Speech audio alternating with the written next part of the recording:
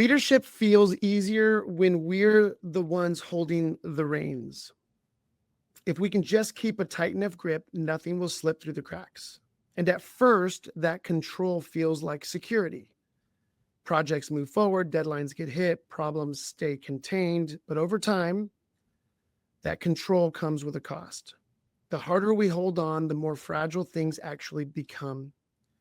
Instead of building stronger teams, we unintentionally create dependency and distrust. We breed fear. Control doesn't build resilient teams, it drains them. And eventually it drains us as leaders as well. I've seen this dynamic play out so many times.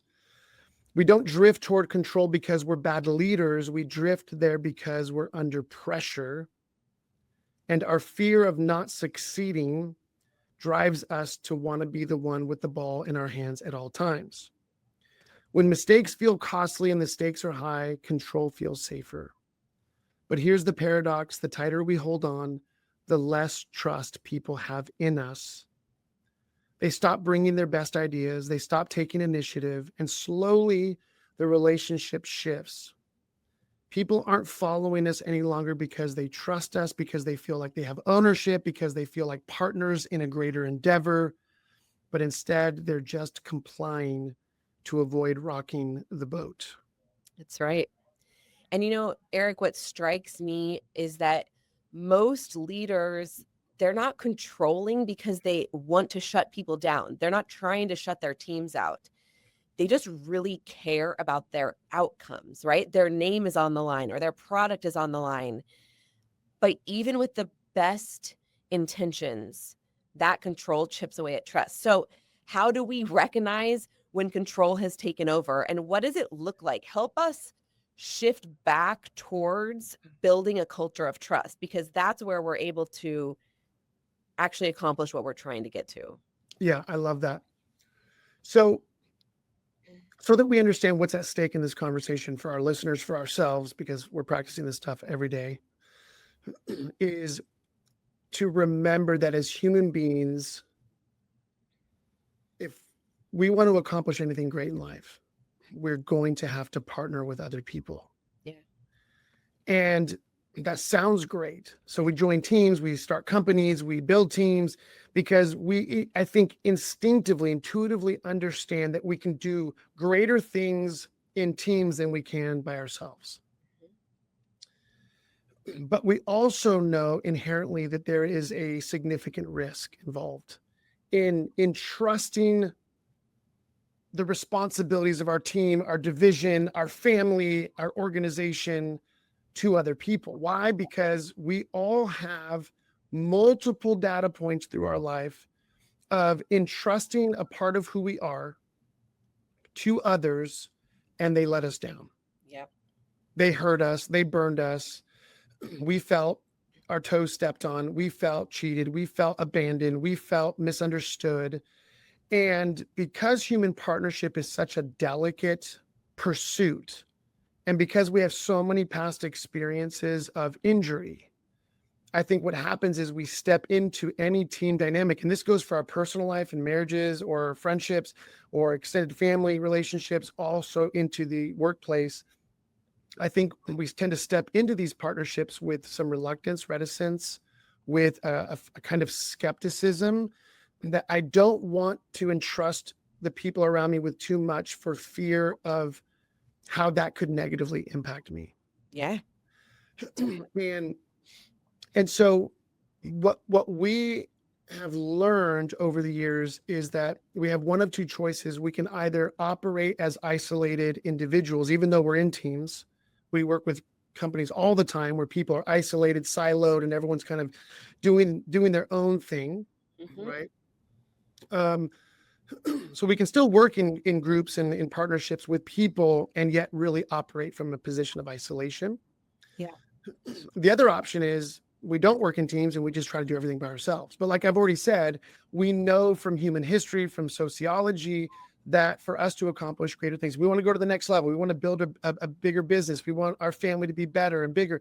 Then the reality is we're going to have to learn how to partner with other people. And that means we have to learn how to create healthy partnerships that drive collaboration, Yep. that allow us to harness the collective genius. That's right. And I tell people I've been telling people for years, as we welcomed 2 children into our family life years ago, as they got older, the expectation was they should make our family more productive, more effective. There should be greater output now that there's 4 of us instead of just my wife and I.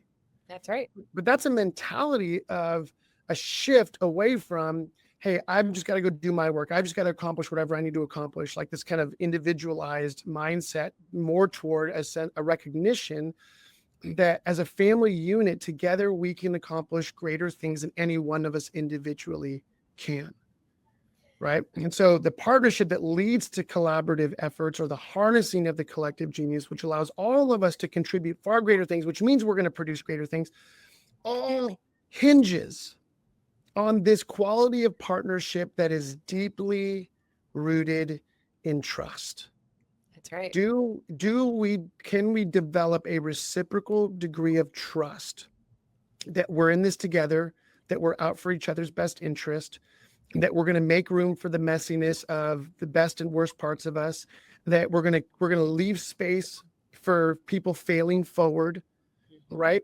So even though as leaders, our reputation is on the line, even though our sense of success is on the line, the reality is to be increasingly more successful is not to move toward isolation, but instead to learn the journey of creating a culture or an environment in which these partnerships that lead to collaboration can grow. But to do that, we have to create an environment where the fabric of that environment, the oxygen of that environment is reciprocally trusting relationships. I'm not even sure if reciprocally is a word, but I like it. I'm going to use it. I'm going to stick with it. Yeah. Add it to the dictionary. Reciprocally trusting relationships. And we all know this experience, right? Like if we've had a significant other or spouse for any amount of time, we know the feeling of, man, together we're going to do great things. And then all of a sudden distrust enters the picture and it leads to disconnection. We start to lose the partnership. We lose the collaborative energy. We're no longer harnessing the collective genius. And what happens is we get siloed and isolated, and everybody's kind of worried about their own little thing. And we start to lose out on what I think we as human beings are hardwired for, which is how do we operate within social groups that allow us to accomplish something greater together than we could by ourselves. So that's what I think is the highline picture. I'd love to hear kind of what do you connect with and what do you think about that? Yeah, I think that there is a potency that exists when we are able to harness, as you said, that collective genius to accomplish a common vision, a common mission. And when trust erodes and control steps back in, right? You see this, as you said, in marriage all the time, or in significant friendships, in sibling and parent relationships. Yeah. When that trust erodes, it comes down, well, I can no longer rely on the potency that we're going to bring together. So now I just have to control the situation by doing it the way that I know how to do it. And we double down on what feels comfortable to us, the way we've always done it, all those things. I distinctly remember in early days of marriage, I was making Kraft mac and cheese, and my husband Drew came in and was like, "You're making Kraft mac and cheese wrong." And he wanted to step in and tell me how to make the Kraft mac and cheese. And I was like, we might make it differently, but the outcome, if you will let me do this and you can go do something else, we're going to accomplish something greater, because you don't have to see the Kraft mac and cheese made exactly how you have made it your whole life, right? Yeah. The outcome is going to be the same. And we see that when we are able to risk partnership, because it is a significant risk. And it's a more significant risk because we have all been burned and broken and bruised in the past. Mm-hmm. So frankly, it's a miracle that any of us are willing to risk partnership That's ever. right. But when we are willing to risk it, the bridge that we like to say that allows us to cross that really scary chasm of having to trust some of partnership, having to partner with somebody else, the bridge that we use is trust. Yeah. And that's the only thing that we can rely on to get us over that chasm. I love it. So let me jump in and say this, that most of us drift into a controlling posture without even realizing it. I don't think any of us wake up one day and say, you know what, I need to take back the reins. I'm going to control this. I'm going to step in. Right. We think that really that we're protecting outcomes. That's right. Drew didn't Right. actually want to make the mac and cheese. He just wanted it to taste the way it always tasted. That's right. That's right. So we think we're protecting outcomes when really we're protecting ourselves from discomfort. Yeah. The truth is, control is almost always rooted in self-protection. We don't want to be exposed. We don't want to be hurt. We don't want things to fall apart. So we tighten our grip. But the tighter we hold on, is the irony, the tighter we hold on, the less space others have to bring their contribution. If I'm the only one in my household who can make mac and cheese, That's right. then that's it. Yeah. And nobody else wants to try and make it, right? Because they're afraid they're not going to make it the way that I make it. And so what we do is we end up losing the contribution of other people. Who knows whether maybe those other people are going to make it in a way that's even better or different, right? They're going to bring their creative thoughts and processes to that mix. And we miss out on what I call the collaborative or the harnessing of the collective genius, that together we are almost always guaranteed to produce something greater than we could by ourselves. Nothing great in the world that we look around at.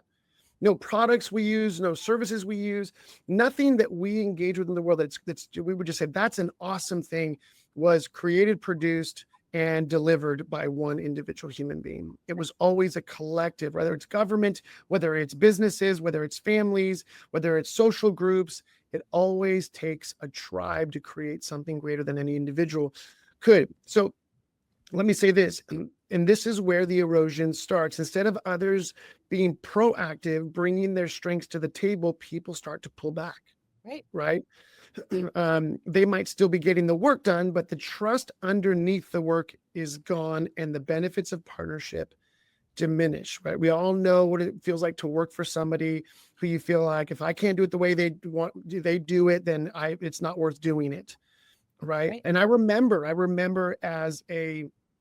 in a former coaching business, I stepped into the role of doing all of the kind of key teaching at all of our training sessions. I'd taken that baton from my former mentor and I was like, oh, this is great. And people started to get used to me and they were like, oh, Eric's here and he's going to teach, it's going to be fantastic. And we're super excited. And I remember the feeling of starting to say, okay, well, I've got to pass this on to other people. Right? Because if this business is going to grow, if our impact is going to grow, I've got to multiply more teachers. But I remember distinctly starting to talk to some of my proteges. I said, hey, I want you to start teaching some of these sessions. We'll start small and then you'll take on more and more. But I remember distinctly these tensions that I could see in them was, well, Eric, you do it good. You're good at it. You enjoy it. So why wouldn't you just keep doing it? Mm-hmm. And that's the thing for most of us as leaders. We're good at doing something. We know how it's done. We at least maybe enjoy a little bit of doing it. And therefore, why wouldn't I just keep doing this? But the problem is that's where we cut off our ability to entrust other people with new responsibilities, to multiply our efforts. And again, to build something bigger, because if I'm the only one that can deliver on stuff, then that means the productivity is limited to what I can produce.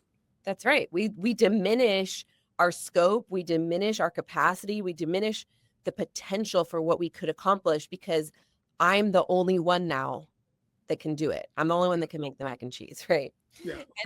And the ripple effect of when we lose that trust and we start to lose the potency of our partnership, the ripple effect spreads out into all areas, right? It might have started around one task or one project, but that erosion of trust starts to affect all sorts of other areas. So our conversations get shorter, the risks that our team takes get smaller, and everybody starts moving more cautiously because they don't want to get it wrong.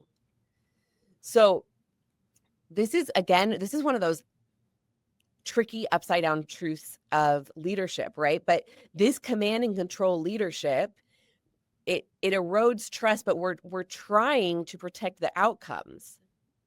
So how can we harness building an environment of trust to actually create the outcomes that we're trying to create through control, right? Like that's the question that we want to get down to.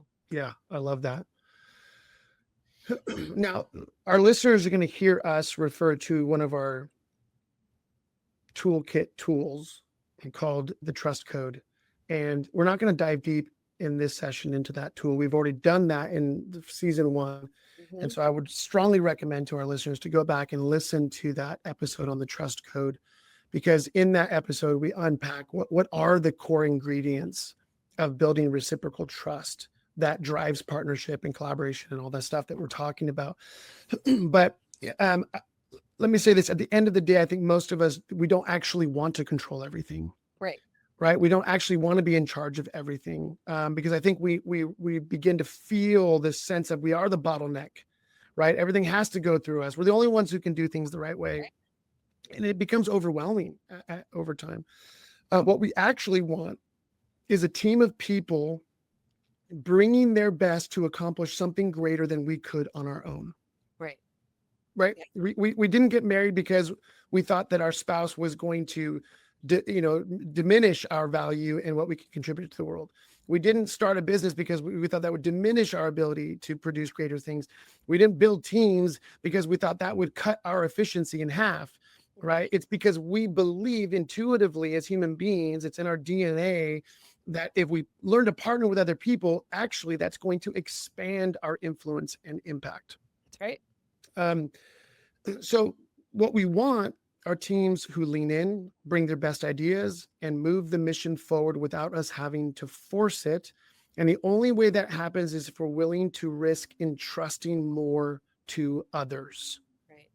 Right? We've got to learn how to build that culture of trust that allows people to fail forward, to learn, to develop, to mature, to grow, to experience transformation, so that we are all together contributing more. When trust is high, people take initiative. When trust is high, they communicate more openly. When trust is high, they collaborate with more creativity. But when trust is low, people shrink back. They do the minimum. They protect themselves instead of pursuing the bigger picture. And that's why at Empower, like I mentioned earlier, we often emphasize this tool called the trust code, because trust grows when people consistently feel seen, heard, and valued. Again, please go back to season 1 and listen to that episode. These are not abstract ideas. These are practical handles that offer us daily signals so that we as people can use to decide whether to lean in or to pull back. When the ingredients of trust are present, people lean in. When they're not present, people shrink back or pull away. That's right. And as people, like you said, we have like this inner radar that it goes off for us, whether this is somebody that we can trust. Do I feel seen, heard, and valued in this context? Or is this a context that I need to pull back and protect myself? Right. And I need to guard, right? But that shift as leaders, learning how to start instilling and building a culture where people feel seen, heard, and valued is what is going to make the difference, because control might get us through the day, right? Holding the reins really tightly might get the job done in the short run, but effective partnership is actually what's going to get us where we want to go. Yeah. And that requires trust. Yeah. I love the old African proverb. If you want to go fast, go alone. If you want to go far, go together. Yeah. It's powerful, right? It's so simple, but I think we know this. And the question that many leaders are wrestling with is, great, then how do I create those types of partnerships, right? And we're not talking about a flat hierarchy in a company. We're not talking about everybody being on equal footing. We're talking about within any structure, right? Whether it's with people on our teams, whether it's peers in our workspace, whether it's the people that lead us, it is that reciprocal trust that actually drives the quality of partnerships that allow all of us to bring more of who we are to the table to accomplish greater things. So Don, let's do this. Let's take a moment to talk a little bit practically from our own experiences. Where have we seen this? Where have we butt up against this? What have we learned on our journey as we've been in these different environments that either cause us to lean in or cause us to pull back?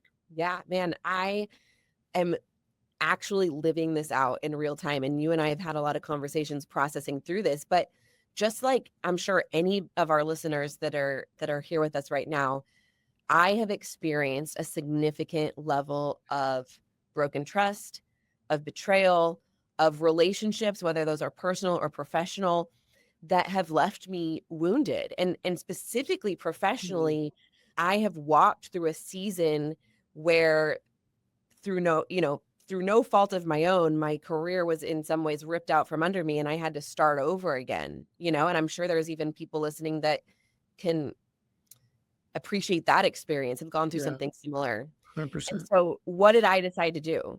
I decided to start my own business because I was like, I'll be damned if I'm going to let someone else determine my success, my value, how far I can go, what I Yeah. can accomplish, what I'm able to make financially, right? I'm not going to let anybody else hold me back again. So I'm going to start my own business where all I have to rely on is me, myself, and I. Mm-hmm. And you know what? I kicked ass. I did Mm-hmm. really good. I I for all intents and purposes succeeded until guess what? I got to the end of myself. Because there is a practical reality that I alone am only able to accomplish so much. Yeah. And so what did I do? Well, first I hired an assistant, and that was really scary, literally having to trust pieces of my business to somebody else. And then I started building teams. And then what did I do? I got involved with Empower, and I was like, this feels so aligned that I am willing to risk, which again feels in some ways like an idiotic risk to take again, but I'm willing to risk partnering professionally with somebody else because it feels like I'm going to be able to accomplish more than I can do by myself. Mm. And that risk at this moment feels worth it, right? And I've told you, Eric, I'm like, it is a miracle that I'm even willing to take that risk again. And Yeah. it says a lot about the Empower culture and what you have been able to build and the type of partnership that together we have fought for. Mm-hmm.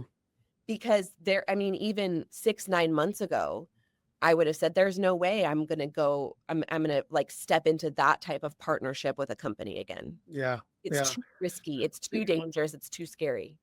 And just to kind of like flesh out the risk on your side is you get paid by this company.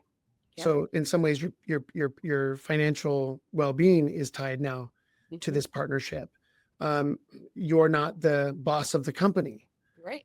right? Where you were the boss of this other company that you started. So you're not even the boss. Like you don't get to call the shots. I mean, Right. You've got me to deal with and contend with, right? And then we've got other team members. So it's like, oh my gosh, now I'm again in this community, this social group of people who are fighting to believe we can accomplish something so much greater together than we can alone. However, the risk is real. Yeah. The risk is real because at any point I could do something stupid and blow up the company, or I could get mad about something dumb and like many leaders do, just be like, Don, it's not working, you're out of here. And then all of a sudden you're like out on your own again.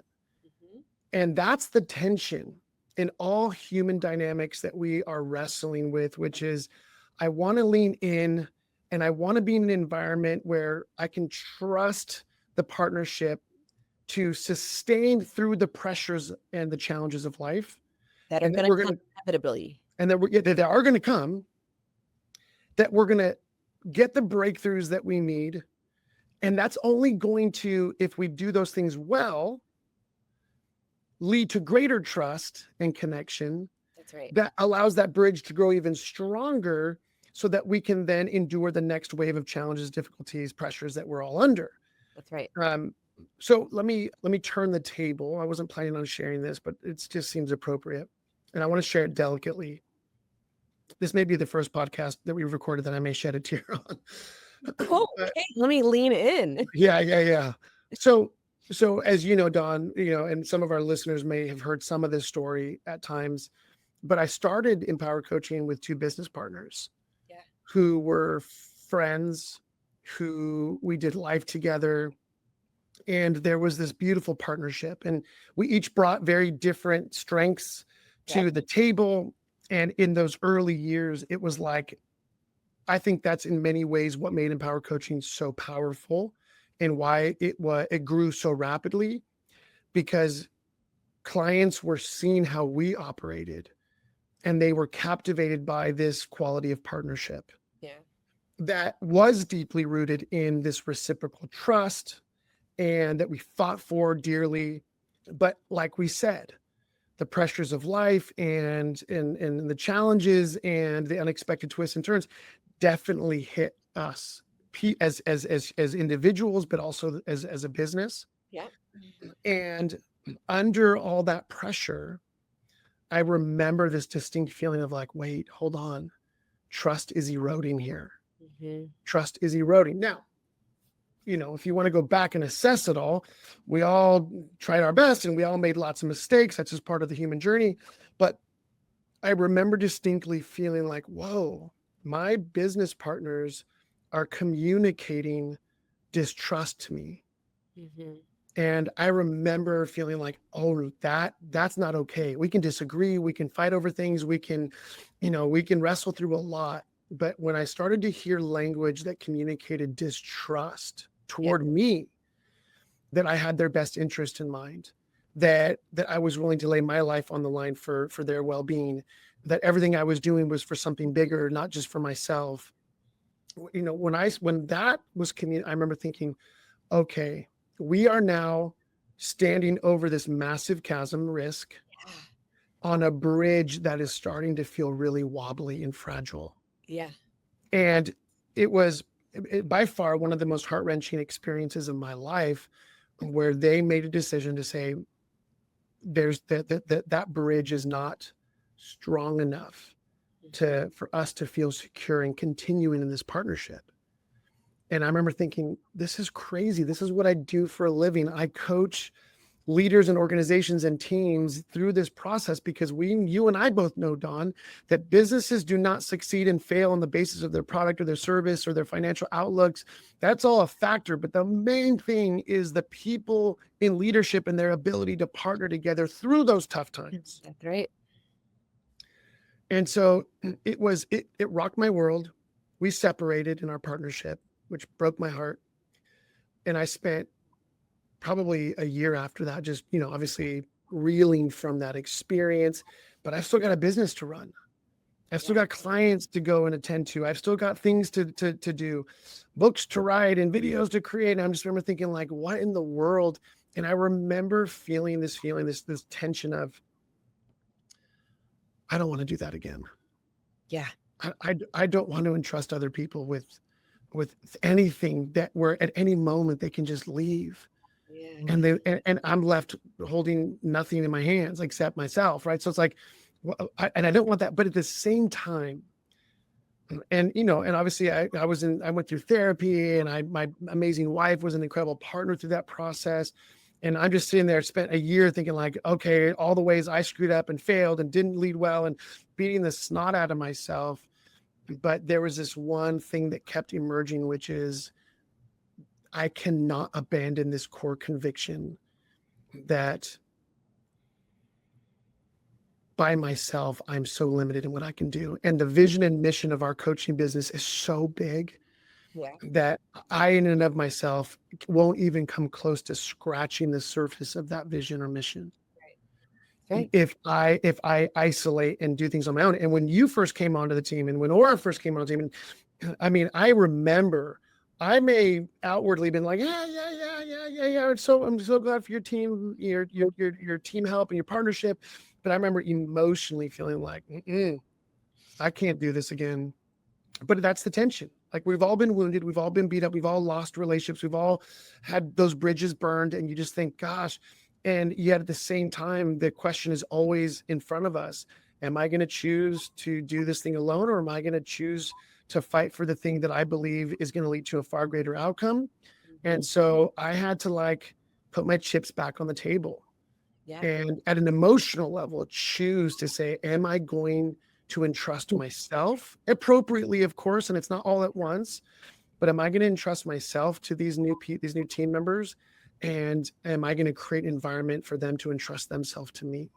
That's right. And it wasn't easy, and we've had to have a lot of hard conversations, but because I am so convinced that this is the way we're designed to operate and flourish, that I remember when I was talking to an individual who has been talking about, jumping into some form of partnership with our coaching business.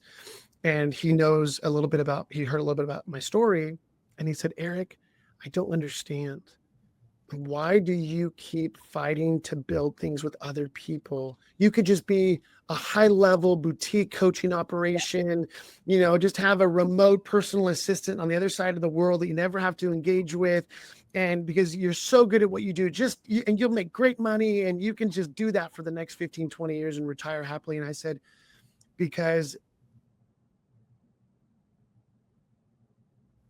the benefits of what I have experienced in partnership with other people so far outweigh the pain and the risk of what happens when those partnerships don't work out.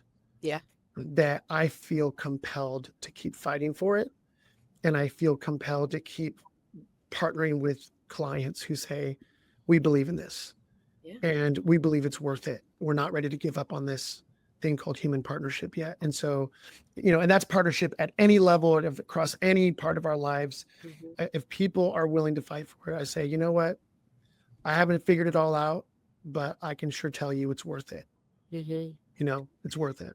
Whew. Yeah. That's a journey we are literally walking through right now for our listeners. So pulling back the curtain a little bit, but we highly value authentically sharing how we flesh these tools out for ourselves. So here's one thing I want to say though, because we brought up like the bridge of trust, right? And how you found yourself on that bridge with your partners and it was starting to erode, like that Indiana Jones sensation where the planks are disappearing in real time. And I want to say this, we have to take the steps to build the bridge that will support the appropriate amount of trust, right? So we can't take a baby bridge that we're just starting to build and pour in a huge weight on top of it, right? Because that bridge is going to crumble. So there's in a sense, like we have walked and you kind of laid that out for our listeners, that we have built and strengthened and increased the size of our bridge in partnership over the course of a few years.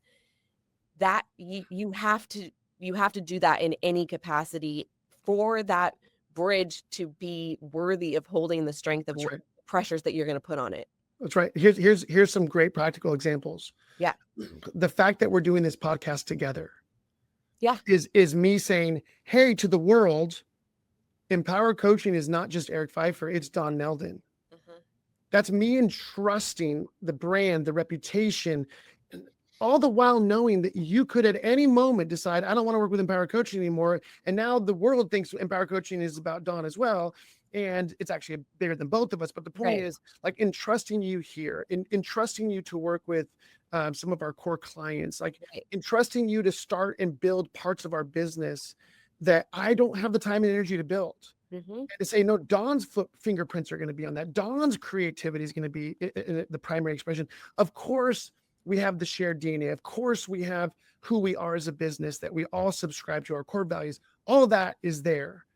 But to entrust you to own parts of our business, right, not only has taken our business to another level over the last, year or so. But it also has been far more enjoyable to partner together than to do things on my own. And it also communicates to the world. It's a constant signal to the world and to our clients to say, yeah, it's hard to build this kind of stuff. Yes, there's a lot of risk involved. No, it doesn't always work. I mean, what's the divorce rate in America right now? It's not pretty. It's high. Yeah. But why do people get married again and again and again? Yeah. Because deep inside of us, we know that to do greater things in life requires that we partner with other people. And so rather than questioning whether partnership is worth it, Yes. what we should be doing is paying far more attention to what you're saying, which is how do we build these bridges? And all I can say is I'm so grateful for all those who've invested in me and our opportunity to build a toolkit and a leadership operating system that equips people with the practical handles and tools so that they know how to give them and their partnerships the best chance of sustaining and succeeding, even in the midst of great challenges and pressures. That's right. So give us some baby steps then. How do we as leaders start to build those bridges of trust with our people that we are longing to partner with? What are some practical things that we can do? Right? Because this idea of trust can feel so ambiguous and amorphous. And yet, what I love about our toolkit is, no, here are some handholds along the way to get you going. Yeah, I love that. The practice. I love that. I'm gonna divert a little bit from our notes because I've got some things I want to share that are coming to mind. Let's go back. Let's just utilize this bridge imagery. Mm-hmm. Right? You have two people standing on either side of a chasm. That chasm represents risk, the risk of partnership. We could fall in, get hurt. And so we need this bridge. So the first order of business, I think, for us in any partnership of our life, in any relationship, is to first ask the question, what kind of risk are we taking? Right? The risk that I take in engaging with the person checking me out at the grocery store. Sure. That they're going to give me back the change after I hand them cash and I'm taking the groceries. Like that is an exchange that requires a form of partnership, but the strength of that bridge doesn't have to be super, super strong because it's a transactional thing. And I know there's a manager somewhere I can talk to right away who's going to sort it out if this person doesn't give me my change back or doesn't let me take the groceries that I just paid for. Right. So the first order of business, I think, is really reflecting on what is the strength of that bridge that is required for this particular engagement, this form of partnership, right? Because we have really kind of what I would call light partnerships, and then we have really heavy partnerships, which, partnership of marriage, partnership in business, and there's everything in between. So number one, I think is for our listeners is to just for a fun exercise to just consider what's one partnership in your life that you think is important, and to ask the question, what is the risk of that partnership? What am I risking to partner with this person? Number two, therefore, how strong does that bridge need to be? Mm-hmm. And then number three, what does it look like to build that bridge? And we have to build from both ends, right? It's a reciprocal trust. And then to ask a simple question, okay, how do we build that bridge? And by building that bridge means we have to create an environment of reciprocal trust. So people, again, can go back to the session on the trust code and learn more about that. But here's what I would say to people. That bridge is the way that we communicate to other people the priority of human connection in all engagements. Mm-hmm. The priority of human connection. What I mean by that is, if we're not careful, we get into the game of what I call, we become users of one another. Yeah. Right? It's so contractual that it's like, I want what I want from you. As long as you give me what I want from you, then we're all good. And if you don't, then we have a problem. But it's very user oriented. I want to get what I want from this partnership. Where real healthy partnership at any level is an understanding that we are prioritizing human connection. We are prioritizing the other person as a human being. We are prioritizing a win-win mentality. We win together, we lose together. In other words, I'm willing to tie my best interest into what's in your best interest, Yeah. right? Which moves us away from that user mentality. And in the workplace, because relationships are difficult, I think many of the organizations we operate within or work with them have defaulted to what they call the corporate culture, which then leads everybody just to feel like they're a cog in the machine. They're just a number on the payroll. And as long as the boss is getting what they want out of you, then everything's going to be okay. Right. But I think we have to make a fundamental paradigm shift that bridge is not contractual primarily. It is an opportunity for human connection.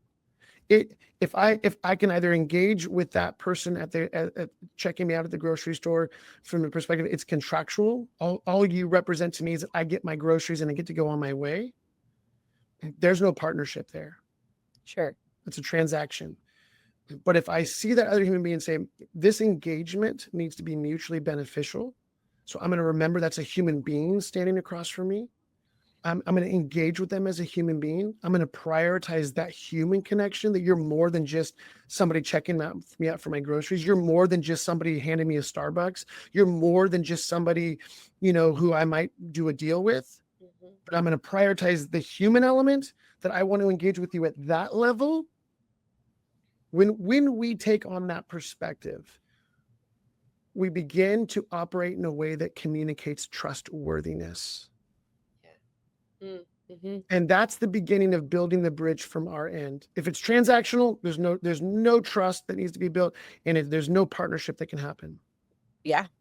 Right. And you and I both know, we've been married long enough to our own spouses, of course, that we know the feeling of when there's that disconnect and marriage begins to feel transactional. Yeah. How do I get what I want? Oh, yeah. And then you need to fight for what you want, but I'm really mostly concerned myself, rather than when we're most connected, is because we're prioritizing the human connection. We win together, we lose together. Our best interest is tied to each other.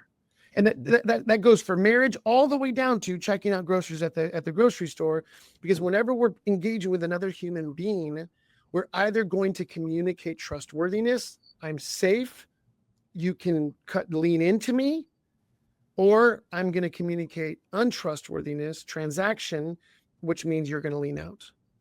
Yeah.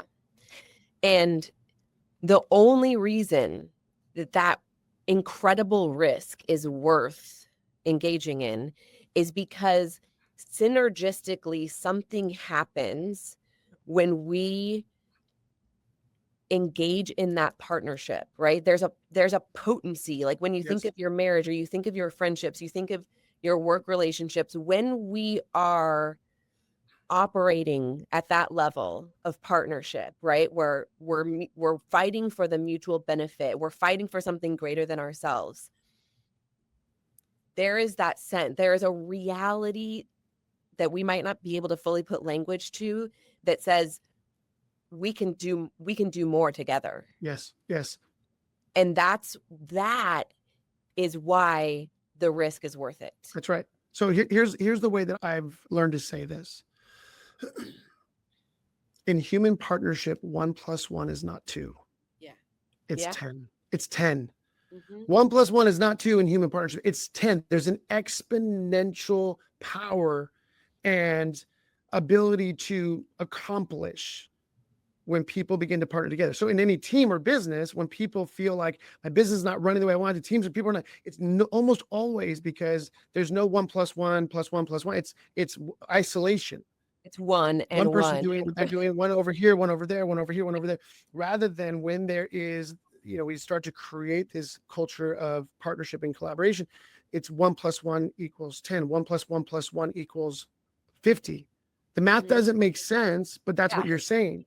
Yes, exactly. Right. And that's why it's worth fighting for. That's Love right. it. All right.